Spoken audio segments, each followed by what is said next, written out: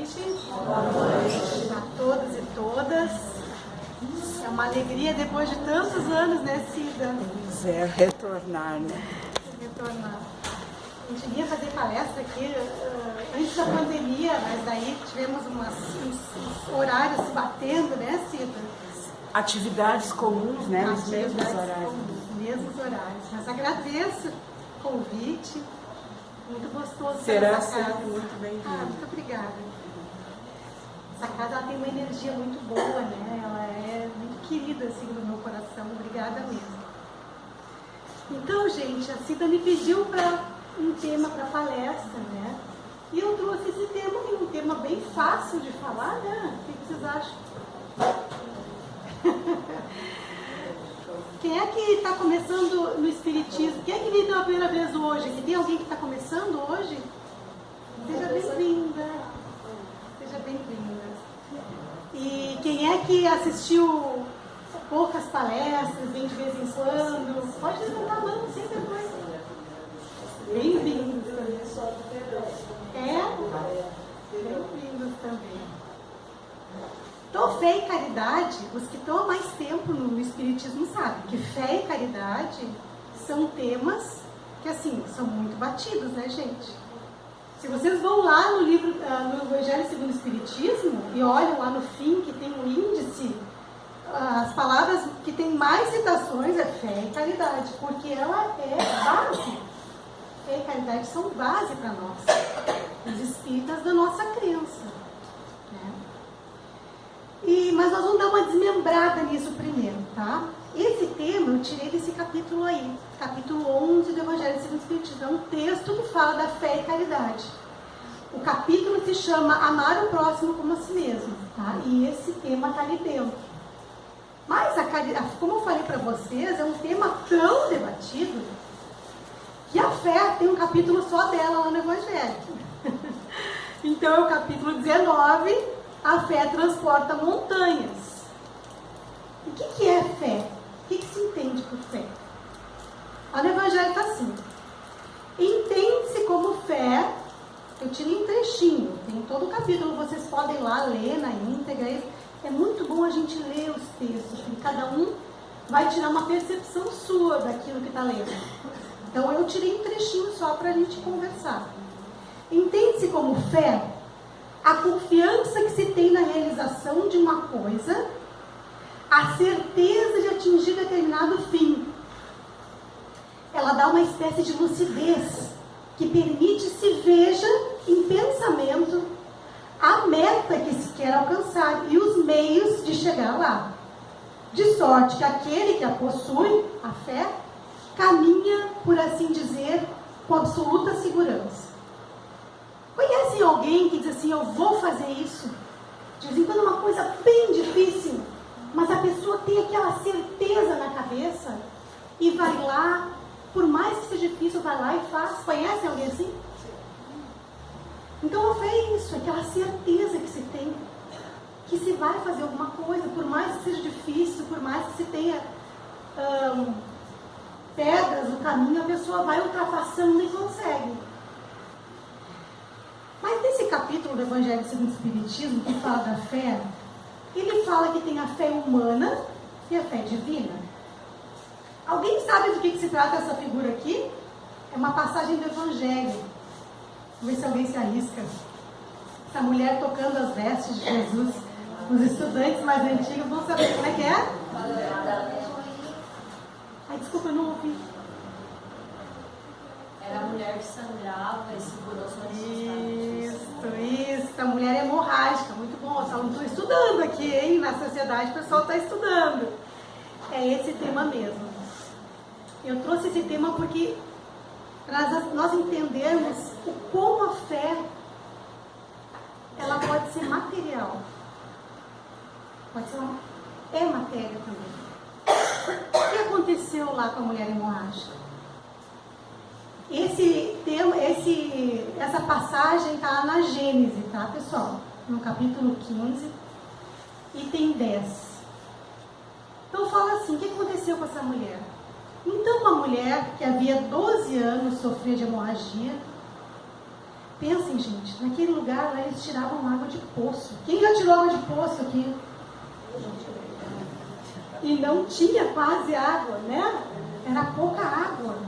Não tinha produtos de higiene. Vocês pensam, uma mulher sangrando por 12 anos, o sofrimento dessa pessoa.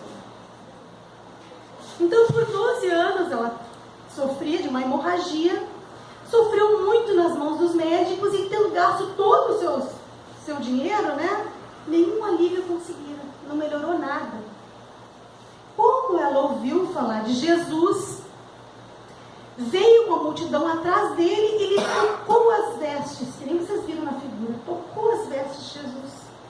Porquanto ela dizia, se eu conseguir ao menos lhe tocar as vestes, eu ficarei curada.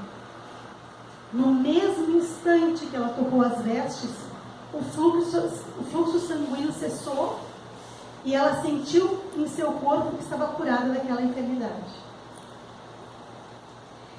Você sabe que lá no tempo de Jesus não tinha isso aqui, né? Microfone, não tinha alto-falante. Então Jesus era uma personagem já famosa, né? Ele vivia cercado de pessoas, mas era aquela gente que... Imagina vocês querem ouvir Jesus, não tem alto-falante, vocês querem ficar do lado dele para ouvir. E todo mundo queria ficar. Então era aquela multidão sempre em volta dele. O que aconteceu? Logo Jesus, conhecendo em si mesmo a virtude que dele saíra, ele sentiu, se voltou no meio da multidão e disse, quem me tocou as vestes? Seus discípulos disseram, vês que a multidão te aperta de todos os lados e perguntas quem te tocou? É uma coisa assim, né? Como assim, né? E ele olhava em torno de si à procura daquela que o tocara. A mulher, que sabia o que se passara em si, tomada de medo e pavor, veio lançar-se-lhe aos pés e lhe declarou toda a verdade. Disse-lhe Jesus, minha filha, a tua fé te salvou. Vai em paz e fica curada da tua enfermidade. Interessante isso, né? Jesus nem tinha visto ela, mas ele sentiu. O que aconteceu? Então, nós estamos falando da fé humana agora ainda. Apesar de ser Jesus, ela fez uso de uma potencialidade humana. Claro, já vou explicar. Nós temos 3 princípios no universo, gente, de acordo com as obras básicas do Espiritismo, que é Deus, Espírito e Matéria. Pensamento, o que vocês acham? É Deus, Espírito ou Matéria? Pensamento é Espírito? Espírito é Espírito, somos nós. Pensamento é matéria. Pensamento é matéria. Estão vendo esse desenho aqui? Então são os 3 princípios básicos. O fluido cósmico universal, que é esse FCU que está aí, ele é matéria impregnada, dizem os livros de Deus. E nós estamos mergulhados nesse fluido cósmico universal como se nós fôssemos peixes e estivéssemos no mar. O fluido cósmico universal está em volta de nós. Dentro de nós, fora, nós somos feitos pelo fluido cósmico universal. Então, esse fluido cósmico universal transmite o meu pensamento. Transmite aquilo que eu estou emitindo. O que aconteceu com essa mulher? Eu vou ler agora mais um pedacinho da Gênesis, lá daquele capítulo que eu tirei a passagem. É bem simples a razão que aconteceu isso. Considerando como matéria terapêutica, gente, Jesus emanava matéria terapêutica. Jesus, todos nós aqui temos noção de quem era Jesus, né? Esse ser evoluído que veio aqui, então, ele emanava matéria terapêutica. Como matéria terapêutica, o fluido tem que atingir a matéria orgânica. Então, ele tem que chegar na matéria orgânica para curar. E ele pode atingir o mal de 2 formas. Pela vontade do curador, então Jesus poderia chegar, ter visto ela e dizer, eu vou te ajudar, vou dirigir o fluido para ti. E pela vontade da pessoa que quer ser curada. Como é que acontece isso? Como é que essa corrente fluídica acontece? O primeiro, que é o curador, ele age como uma bomba que empurra. Eles chamam ali de bomba calcante, aquela bomba que empurra. E o paciente age como uma bomba que aspirante. Então, empurra e puxa. Acontece que a cura pode se dar só com a bomba que empurra, Jesus, com um pouco daquela pessoa também aceitando, ou só a pessoa puxando aquilo, digamos, pela sua vontade. Então, assim, pode ser dirigido sobre o mal pela vontade do curador ou atraído pelo desejo ardente, pela confiança numa palavra, pela fé do doente. Com relação à corrente fluídica, o primeiro age como uma bomba calcante e o outro como uma bomba aspirante. Algumas vezes é necessária a simultaneidade das duas ações. Doutras basta uma só. O segundo caso foi que ocorreu na circunstância de que tratamos. Vocês entendem o potencial que nós temos de cura, de melhorar, de dirigir as coisas para o bem, para nós, para os outros? Eu trouxe esse testemunho da Gênesis que eu acho fantástico. Ela, pela fé dela, ela foi lá e ela conseguiu puxar através daquele fluido de Jesus para o seu próprio mal. E se curou. No meio de tantas pessoas na volta, porque só ela conseguiu? Porque ela realmente acreditou. Ela teve fé. Então, gente, a fé humana, ela é isso. É a nosso desejo. Mas daí, pessoal, também temos outra separação da fé. Tem a fé cega, falando de fé religiosa, e a fé raciocinada. O que é a fé cega? É aquela fé que se baseia em dogmas, sem crítica nenhuma a outras religiões, pessoal. Mas as pessoas muitas vezes, tu vai para o céu, tu vai para o inferno. São dogmas, muitas vezes, que as religiões trazem, e as pessoas acreditam, e não tem problema nenhum. As religiões são assim, e se tem uma fé. Mas por que isso? Agora vamos pensar na nossa religião, tá? Nossa doutrina espírita, que ela nos explica algumas coisas. Por que uma pessoa nasce cheia de problemas, cheia de dificuldades, e outra pessoa nasce com só facilidades na vida? Por quê? Quem é que pode me dizer? Quem é espírita há mais tempo ali? São provas da vida passada que ficamos, digamos assim, endividados e que devemos recuperar ou elevar nesta vida. Por causa da reencarnação. Exatamente. Respondeu. Por causa da reencarnação. Então a reencarnação nos explica um monte de coisas. E essa explicação é lógica para nós. Porque é impossível a gente pensar que algumas pessoas nascem e vivem 15 segundos, um bebezinho vive 15 segundos, e o outro vive cento e tantos anos, como agora as pessoas estão vivendo mais. É impossível a gente pensar isso. Então, a fé raciocinada, ela nos ajuda a entender a vida. Nós não menosprezamos nenhuma religião, gente. Fé é um fator de percepção, de educação de cada um de nós. Mas a nossa fé, com essas explicações, por exemplo, da reencarnação, nos ajuda a entender a bondade de Deus. Que esse mundo aqui, ele é um mundo de provas e expiações. Nós vamos sofrer aqui. Por que a gente vai sofrer? Porque a gente está aprendendo. A hora que a gente conseguir dar a volta e transformar esse mundo num lugar realmente onde todos se amem, e depois eu falo da caridade, que é amor, nós não vamos ter mais sofrimento desse jeito, pelo menos.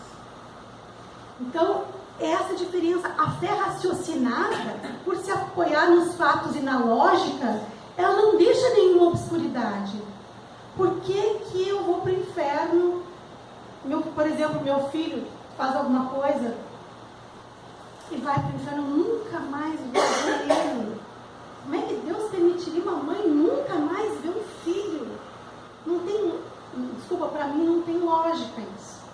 Porque a gente já está tentando entender que Deus é amor, Deus é bom, e se Ele fez a gente ter um filho e amar tanto um ser, Ele não faria isso com um ser, né? Com seres que se amam. Como é que Ele vai separar desse jeito seres que se amam? Então a fé raciocinada nos permite ter fé, e essa fé, ela tem a razão para se apoiar, então ela é uma fé inabalável, então tu consegue entender as coisas, entender os mecanismos.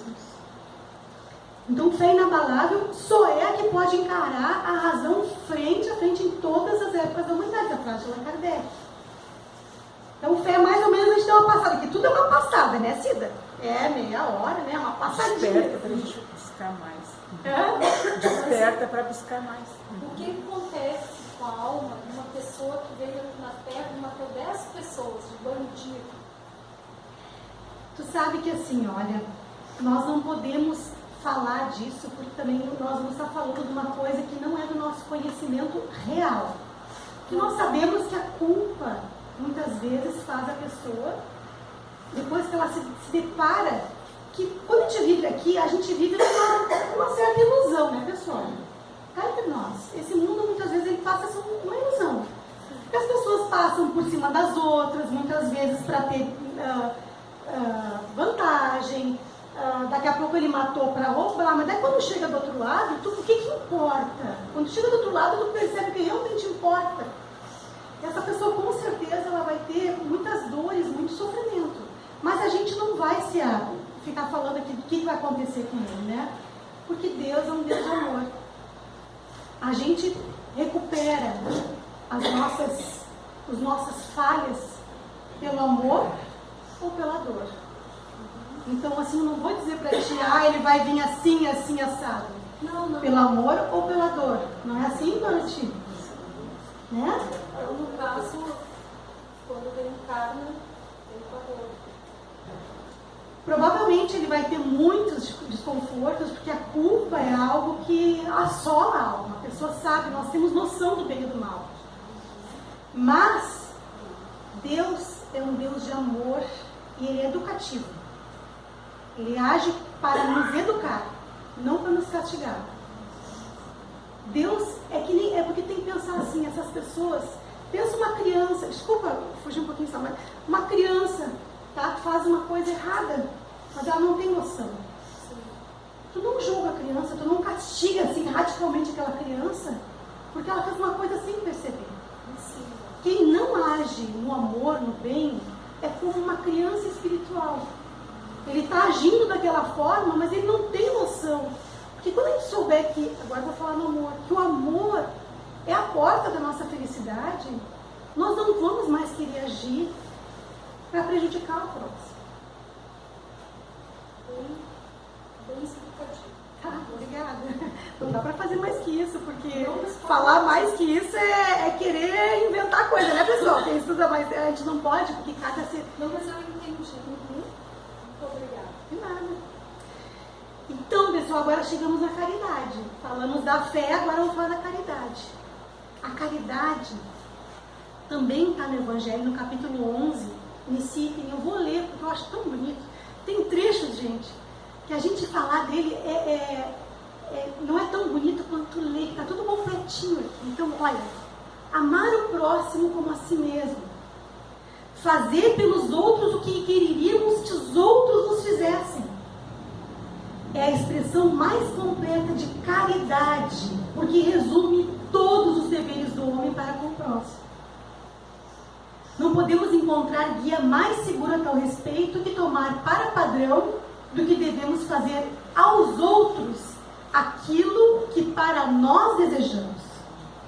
Com que direito exigiríamos dos nossos semelhantes melhor proceder, mais indulgência, mais benevolência e devotamento para conosco do que temos para com eles? A prática dessa máxima tende à destruição do egoísmo. Aquilo que eu te falei agora. Quanto mais a gente pratica o amor. E caridade e amor, gente, não tem diferença. Caridade é o amor em ação. Então, quando se fala em amor, caridade é a mesma coisa. Só que o nosso entendimento de caridade ainda é muito limitado. Caridade não é só dar. Caridade é dar-se. É fazer com que tentar fazer um mundo, ajudar a fazer um mundo que haja amor para todos.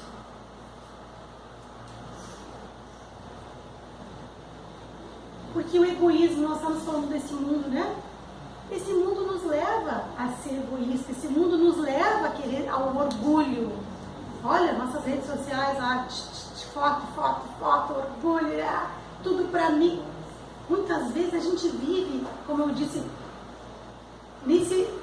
mergulhados nisso. E a caridade é o oposto disso. Não que a gente não possa botar foto no Facebook, eu não estou falando isso, pessoal. Estou falando que muitas vezes nós somos movidos pelo orgulho e pelo egoísmo. E o egoísmo é exatamente o contrário da caridade. Vou ler também, está no capítulo 11 do Evangelho segundo o Espiritismo. Ora, sem a caridade não haverá descanso para a sociedade humana. Digo mais, não haverá segurança. Nós queremos segurança? Com orgulho, egoísmo e orgulho que andam de mãos dadas, a vida será sempre uma carreira em que se vencerá o mais esperto, uma luta de interesses, em que se calcarão aos pés as mais santas afeições e que nem sequer os sagrados laços de família merecerão respeito. Quantas famílias estão brigadas aí por orgulho, por egoísmo, por tanta coisa, né, que nos move. Isso nos afasta do amor, da caridade real, que é amor, né?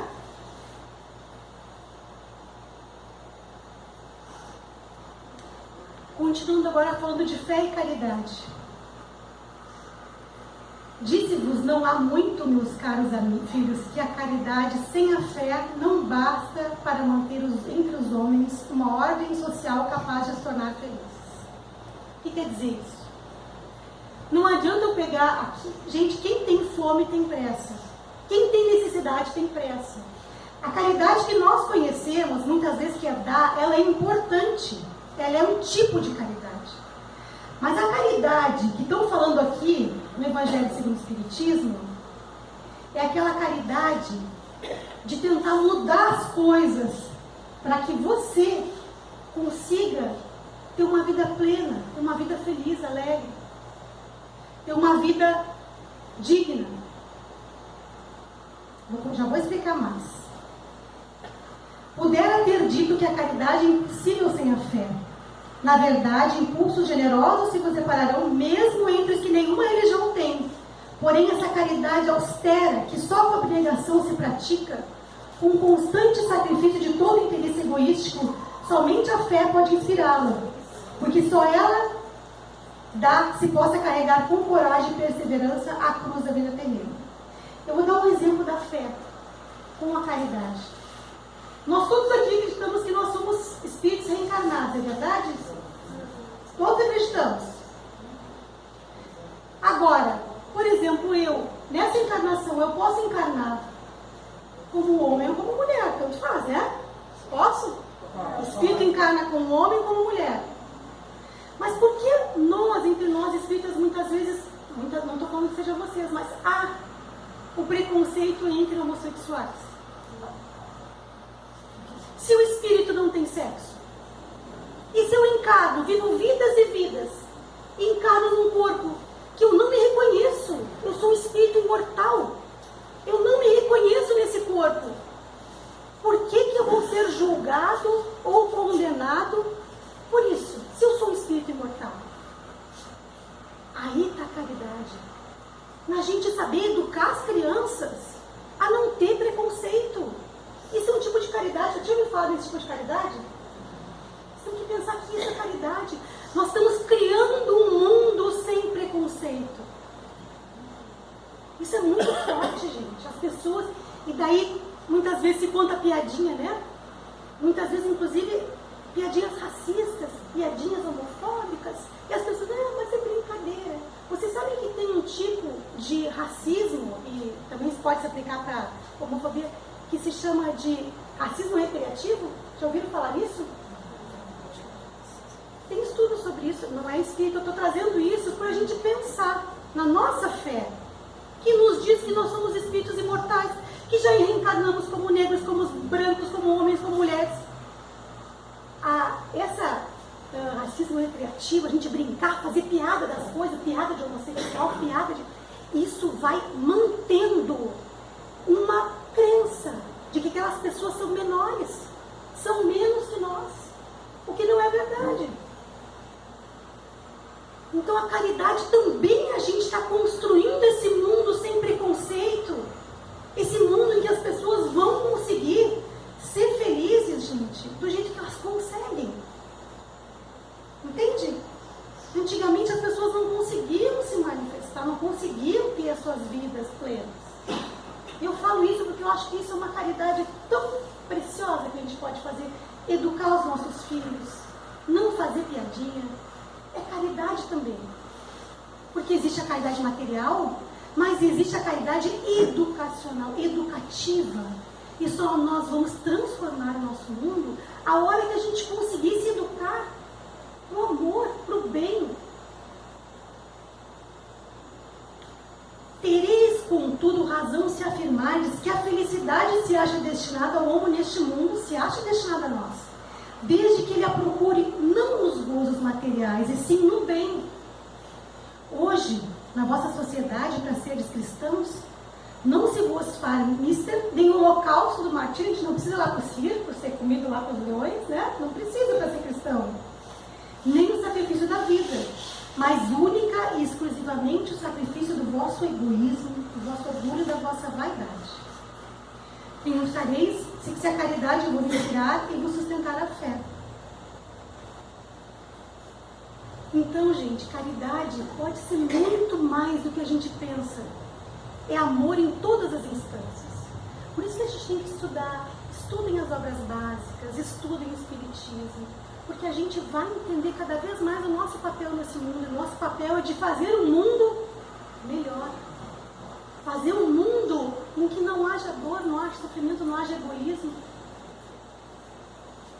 Estamos plantando agora. Nós somos os semeadores do momento. E eu vou ler isso aqui porque é São Paulo falando de caridade. Só para encerrar, depois eu vou encerrar ainda com a música, tá? Mas necessidade da caridade segundo São Paulo.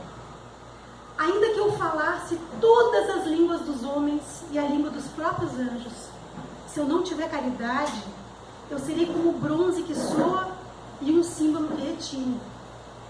Ainda quando eu tivesse o dom da profecia e penetrasse todos os mistérios e tivesse perfeita ciência de todas as coisas, ainda que eu tivesse toda a fé possível, até o ponto de transportar montanhas, se eu não tiver caridade, nada sou. Lembra da fé humana e a fé divina? E quando houvesse distribuído os meus bens para alimentar os pobres e houvesse entregado o meu corpo para ser queimado, se não tivesse caridade, tudo isso de nada me serviria. A caridade é paciente, é branda e benfazeja. A caridade não é invejosa, não é temerária, nem precipitada. Não se enche de orgulho, não é desdenhosa, não cuida de seus interesses, não se agaça, não se azeda com coisa alguma, não suspeita mal, não se rejubila com injustiça, mas se rejubila com a verdade. Tudo suporta, tudo crê, tudo espera, tudo sofre. Agora essas três virtudes, a fé, a esperança e a caridade, permanecem, mas dentre elas a mais excelente é a caridade. Então, gente, nós somos os plantadores do momento. E a caridade, ela tem que ser pensada a todos os momentos. Como eu posso ser caridoso?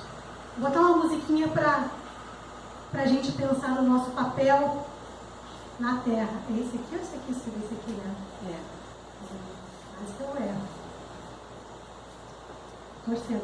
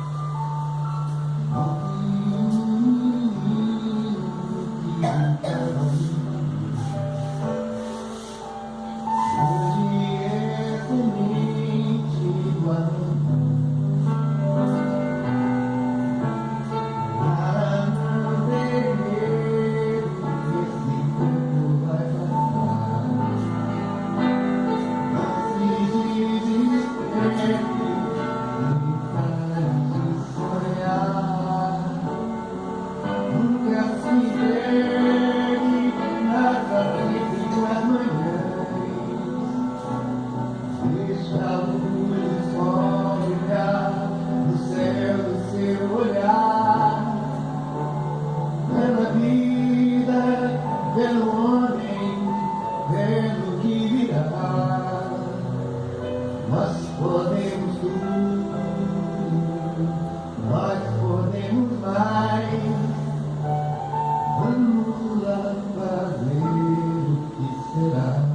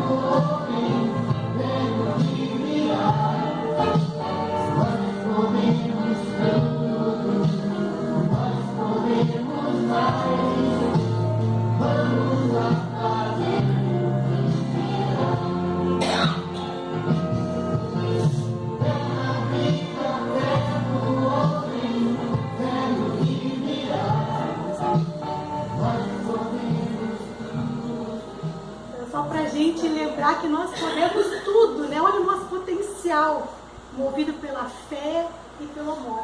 Obrigada, viu, Pedro? Opa, vai de novo. Obrigada pela atenção de todos.